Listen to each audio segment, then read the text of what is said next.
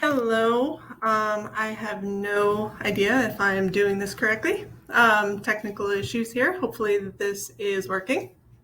Um, was hoping today to have a little discussion, maybe with some other homeschoolers or other families that might be interested about how you incorporate your hermit crabs or other, other animals into your homeschooling.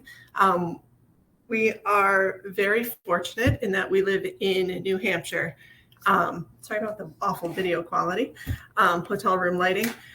We live in New Hampshire that is very, very relaxed when it comes to the homeschool regulations that we have. So we don't have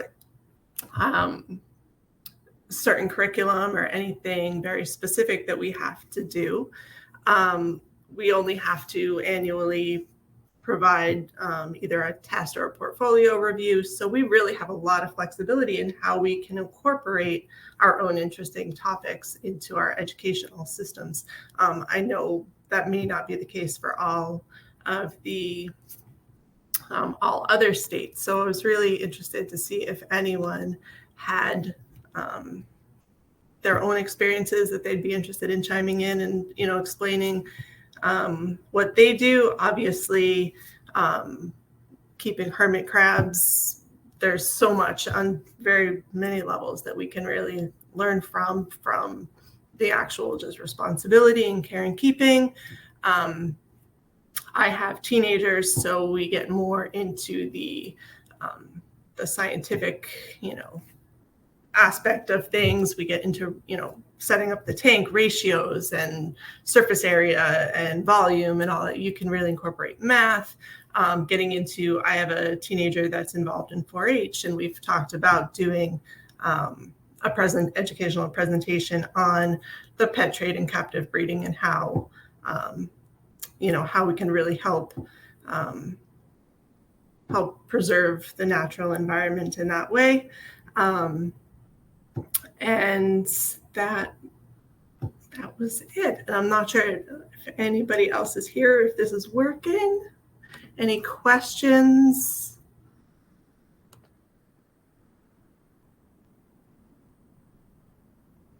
I don't see anybody in here. Looking for any questions. I'm in the right chat.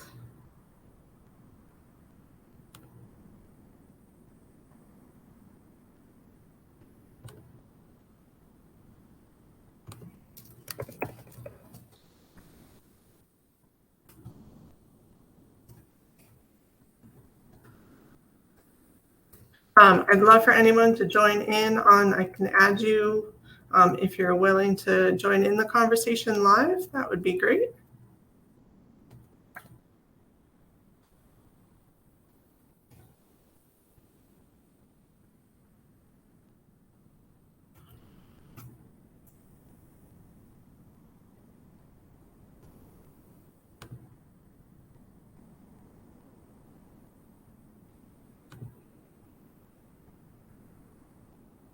I believe so.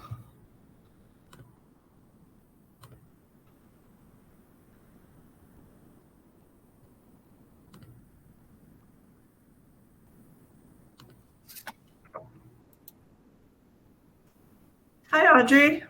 Hi, my camera hasn't been working lately, so.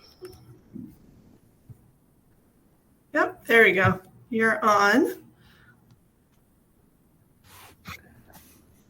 So what do you recommend for, like, having activities with your kids and hermit crabs?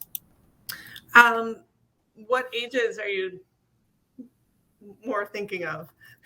I have this 14-year-old and a 6-year-old. Okay. Obviously, slightly different aspects. With my teens, we get a lot more. My 13-year-old, is actually somewhat interested in captive breeding, is interested in isopods, a lot more of the sciencey aspect. So if you're able, really helping to just support that, if they're interested in going down that path, having them research, having them, my 13-year-old is here at CrabCon, actually over in the conference center right now, and having them research, and they can, there's a lot of other aspects, like, obviously it costs money to set up some of this stuff. So having them create a budget, having them work, there's a lot of stuff for the teenagers. For younger kids, it's, I think, a lot of the responsibility, learning how to take care of animals, and also helping, because especially at that age, a lot of kids go to the beach and they do get those, souvenirs. And so I think from that age, working with the kids on responsible, pet ownership and pet purchases and thinking ahead. So maybe, some sort of activities to help deter maybe families from that impulse purchase that's going to become a issue down the road. So. Okay, sounds very good. Do you homeschool? Not exactly. Because we don't homeschool, they go to school, like in person. Yeah.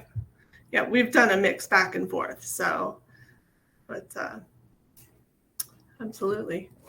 Yeah, but we do have 5 hermit crabs, so. Oh, that's awesome. How long have you had them?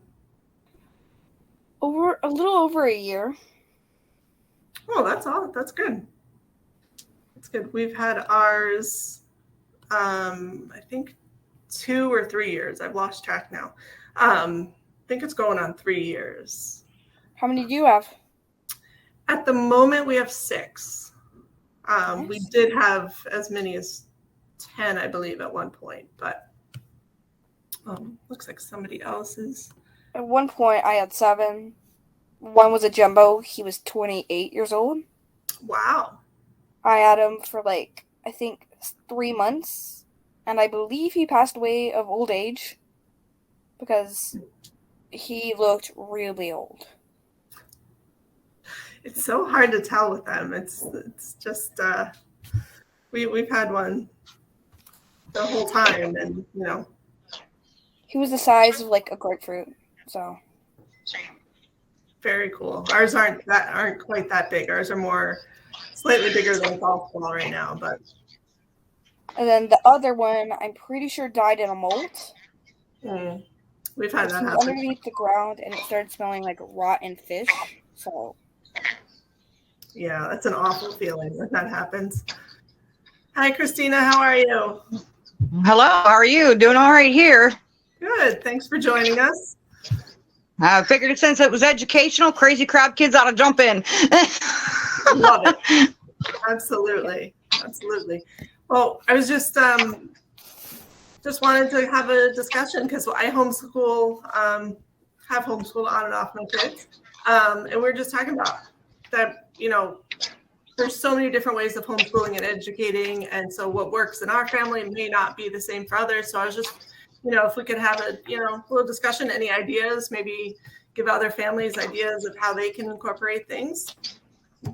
Yeah, definitely not at the same. I have my grandson, he's going to be 7. He's autistic and verbal, but sometimes he'll be interested in feeding the crabs and sometimes he won't. And then there's just times he wants to wipe off the tank. So it's all in just getting them to little things or give them some crafts to do or something they can maybe wash a dish, or that's usually what we do with him. Just give him a little tiny things to do. Yep. It's all about meeting them where they're at and just working on it day by day. You have suggestions? Any suggestions for a 1-year or 2-year-old? Because our granddaughter, she'll get into it, but she won't. Yeah. Oh, you could do sensory boards with food, there's Jello and sand, and you can put shells and stuff in there. But make sure boil them so you can sanitize them. It's kind of hard with the 2-year-old, but it's easier with my 7-year-old grandson, but it's a little hard with the 2-year-old running around. She wants no part of it, only occasional. Yeah, that's hard at that age. Their attention spans, I think at that age, it's more just teaching them how to be gentle or be, appropriate with the animals at that age. that's I tough. I think the hands on and hands off thing are the biggest thing, because we had to get stuffies for the kids to learn that you can touch the stuffy, but you can't touch the crabs. You can't put your hands in there. Yeah.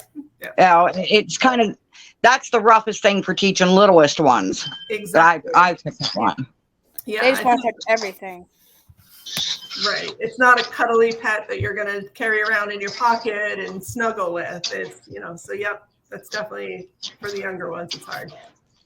I can't understand why people get so bored of them. They'll get them and then they get so bored. And it's like, I understand you're not seeing them move around, but what's the reason of getting bored if you put all that work into it?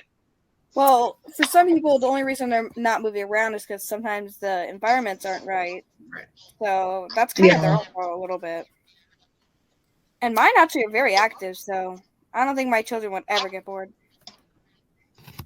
Mine like to hide, but I'm not sure why, because they're pretty good. They got a second floor and they'll hide. They just don't like to see me out. I think it's because there's too much open space in the room where everybody's walking back and forth. I'm actually about to get a second floor for my crabs, so. I saw a post. Sorry, I was wondering about, I'd considered that because the activity in the room, whether putting that one way like film on the front of the tank so that you could see in, but they weren't startled by the movement in the room, whether that would be a possibility. I'm not sure how that would affect the light and stuff like that. So, but yeah, I didn't think of that. Maybe if you do like the outside and not let the top area open so they have the light from the top, maybe. Right. Yeah. I didn't think of that one. Yeah. I keep a towel over my front so they can't exactly see the movement, but I do have the top open because it has like a wire grate. Like it's lid, but it's wire. So yeah. Lisa just posted in the chat of that cameras are great for kids, and piggybacking off of the chat earlier this morning about the cameras, it's great because you can watch them in higher speed for those short attention spans, so you can speed it up to kind of keep everybody entertained. Kind of make it like a funny cartoon for them. Exactly. Make them go fast. Exactly. So I was wondering if we could use like the shells maybe for like math projects or something.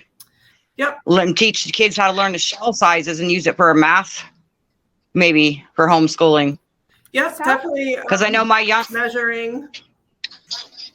Oh yeah, measuring, because you can just like measure the shells, like this one's 1 inch and stuff like that. Right. Because my grandson's having problems with the math on trying to figure out which is which, so I'd probably help him. So Christina, how many crabs do you have so far? 14. Wow. 14. That is a sizable number of crabs. That's not including my 9 leopard geckos, 1 African fat tail, and a frog, a Pac-Man frog, and a cat. Do you have a zoo? Do I have what? Do you literally have a zoo? Because like that's a lot of animals. I'd love to have a zoo, but can't do it here, not on the second floor of the farm. So they were, so I'm just checking in on the chat over here. And yes, so general care and anatomy, sorry if I mispronounced your name, Casey. And about habitat, the different areas, geography, so especially the different species, climate. So that was definitely, so you could really relate it to that as well, doing geography and climate and the different needs of the crabs. And so that's definitely a good, and marine versus land crabs. Let's see, just trying to catch up in the chat over here and see what else, if there's any other questions. Let's see, how do people start this project and what age do you suggest?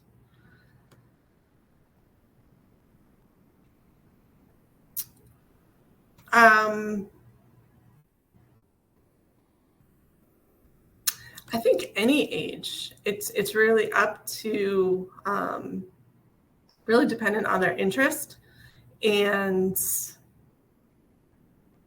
whatever your child is comfortable with and what you're comfortable with, because the reality is you're going to be the one that ends up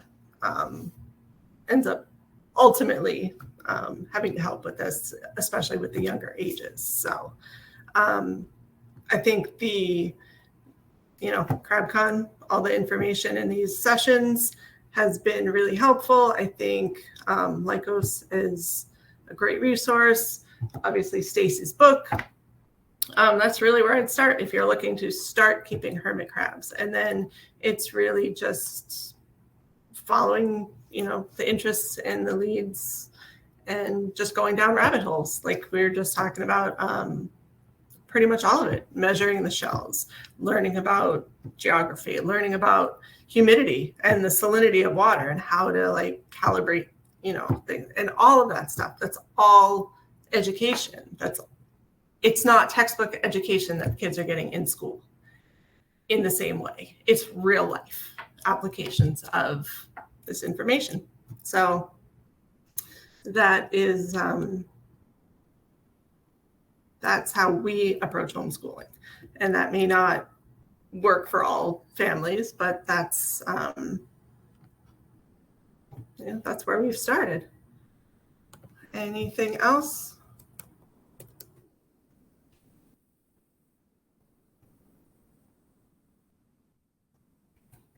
Yeah, the humidity and temperature and atmosphere. That was something that we have really just started refocusing on, figuring out, because you can mix the salt water, but then I realized there's, and forgive me if I get this wrong, specific gravity or something. There's more to it. There's actually more science to it. So it's not just, you do your little ratio and that's it. You still have to check. You're still, testing your water and doing other things. So the basic care, and then you can get more advanced with it. If you get into, if you isopods, if you get into live plants, there's so you can continue to build on what you've learned. So it's been, you can make it as advanced as you want to. As far as any kind of prepared curriculum, not that I know of. We haven't used any. There are some great resources. Teachers Pay Teachers is a fabulous website that teachers have put together curriculum, post things on. So maybe that's something that could consider if anybody's interested in doing. But as far as I know, especially there might be coloring pages or some very basic things, but I don't think there's any kind of full curriculum. Let's see, Christina asked have you had any opportunity to incorporate hermit crabs into in a community, like a co-op or setting?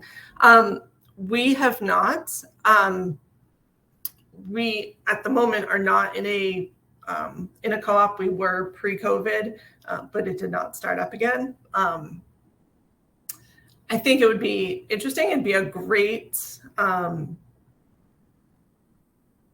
experience. It'd be a little difficult depending on location where it met. So would they, unless you're carting your hermit crabs around, the visual, the actual interaction, seeing them in person you might miss a little bit, but that would be the only aspect. Other than that, I think doing a curriculum on it would be great. Oh yes, the claws in the classroom. There are some resources. Thank you for pointing that out. I have not looked in depth at that. I guess it would depend on ages and what it was geared to, and what you wanted to incorporate in your into your lessons. We tend to do more unit studies or just incorporate things as they come up, not really following any kind of curriculum. So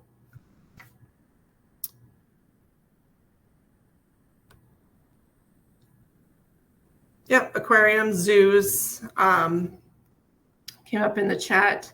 yes, they often have unit studies for different things. I find that they're a good starting point. They don't necessarily aren't a full curriculum that would incorporate everything you want to. They're definitely most of what I find are geared towards younger kids. I would love it if there was some more high school level, upper level curriculums. If you have any resources, I'd love to have them. I don't know if we can link them in the chat or what for people to find later, but I think that would be great, because I think that's in a lot of curriculums, there tends to be a lot of stuff out there for the elementary and even middle school age, but once you get into that high school age, there's just not as much out there. So it's something I would love to see. Anything else?